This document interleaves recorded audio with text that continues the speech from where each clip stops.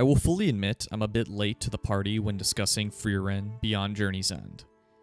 However, I still want to share some of my thoughts and opinions upon completing the show.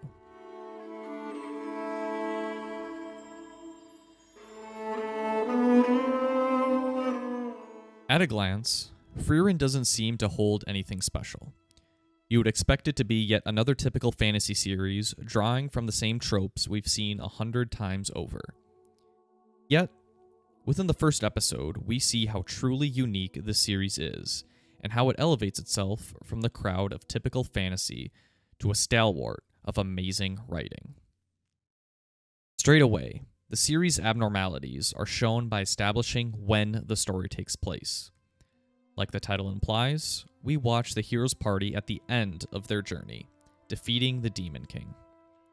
10 years have passed, for which the likes of Frieren and Eisen are merely fleeting moments in their elongated lives. However, for Himmel and Heider, our humans, this is a significant portion of their life. This point of time delusion is a pivotal part of the show that will be reinforced again and again.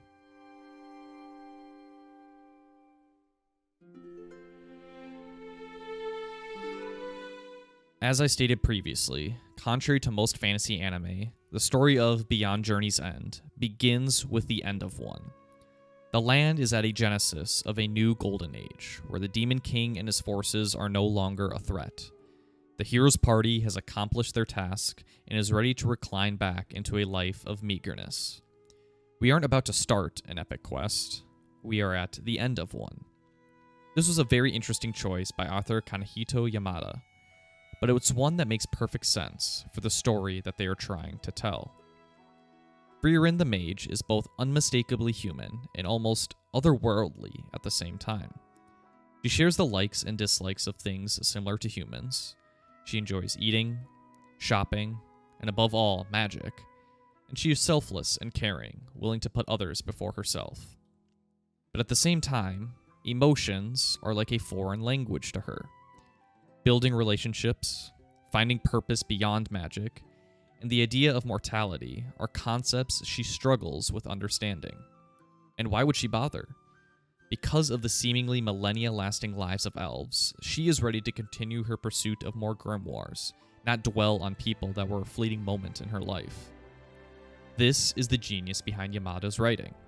They're not only able to capture the surface idea of what it means to be a human in Frieren, but the deeper, shared experiences we have all felt together is something she's still struggling to comprehend. It is only through attending Himmel's funeral, the one person who truly cared about getting to know her, that she finally experiences loss and regret for the first time.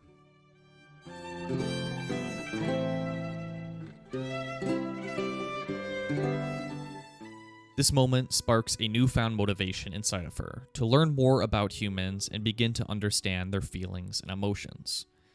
We know that Frieren can experience emotions like happiness and sadness, but I don't believe she knows the why behind it. For as long as she's lived, and for as smart as who she is, she still doesn't know the motivations for why humans do what they do. Her immortality is as much of a gift as it is a curse, because she does not appreciate the time she spent with others and the relationships she could have formed. I would argue that the philosophy behind Beyond Journey's End centers not around time, but around relationships. Frieren, on her path to heaven, is determined to forge and carve a new path for herself, where she takes time to learn about her party members and reflect back on the time she spent with her old party members, particularly Himmel. There's a point the show tries to make, but doesn't outright say it. Humans are creatures of habit. Even ones who have never met or have no relationship to one another still do things similarly, even 80 years apart. We see Frieren come to realize this the more she interacts with Fern, Stark, and Stein. The flashbacks we get of her time with the hero's party emphasize this as well. Being alive for as long as she has, it's easy for her to pick up on the small things that a human couldn't in one lifetime. As we follow her throughout her new journey, we see firsthand how she changes to improve her relationship with others. She visits Heider's grave, buys birthday presents for Fern and Stark, shares stories of her previous adventures, all while reflecting on the words Himmel spoke to her 80 years ago.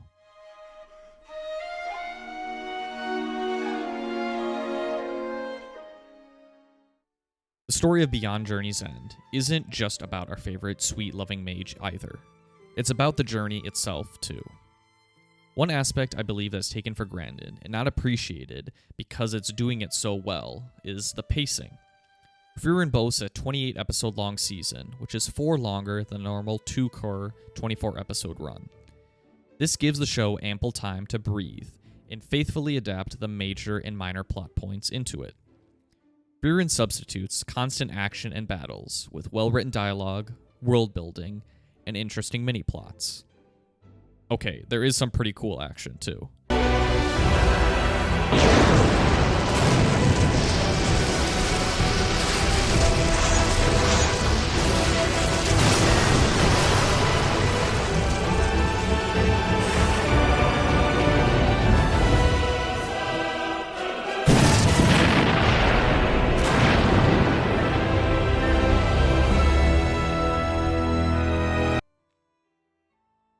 Beyond Journey's End knows that it doesn't need fan service or eye candy to keep you entertained.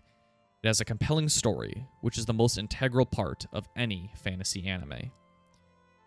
As of the time of making this video, there's 130 manga chapters out for Frieren. 60 of those have been adapted into the 28-episode Season 1. The manga's concise writing helps with a very straightforward adaptation, where nearly nothing is left out. This helps with limiting the amount of filler and instead dedicating more time towards the plot shown in the source material. Very few anime today adapt in such a one-to-one manner. Watching and then reading Frieren was a breath of fresh air. You can tell the animators had true passion for keeping their adaptation as close to the source material as possible, which leads to such a great final product.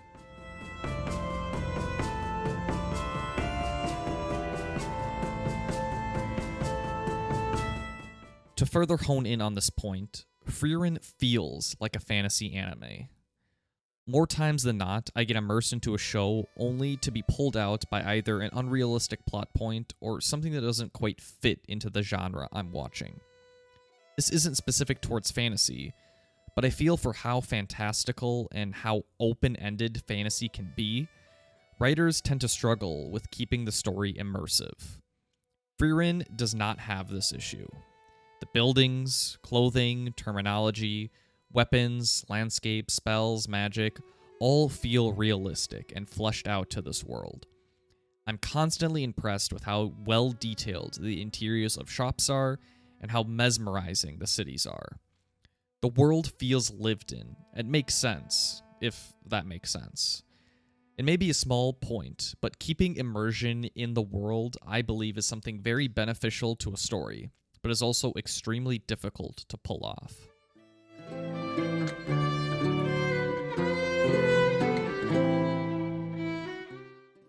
The battle between humans and time will always be a losing one.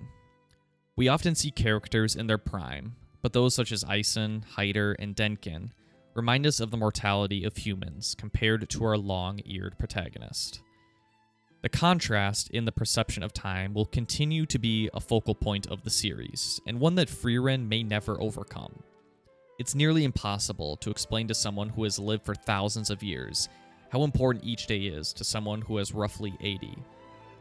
Before her new journey, the small and insignificant may have just well been that, small and insignificant. But through her loss and newfound resolve, we can see her finally begin to understand why these moments mean so much to humans. Rarely is the focus of each episode the end goal of reaching heaven, a task that is expected to take our party a decade to complete. But rather, it is scaled down, to have Frieren experience something through a new focus now that she is more aware, or at least trying to be. I think this is where Frieren Beyond Journey's End excels the most, in the reflection of these what were negligible events, but remembering them more fondly, cherishing them and the time she had with her first party, and trying to grasp how these memories meant to them.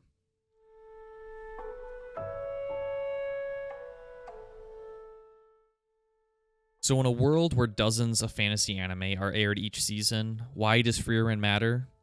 Well, it may not to you. Like I mentioned, Frieren takes a step back from traditional anime tropes and isolates itself to know what it can do best.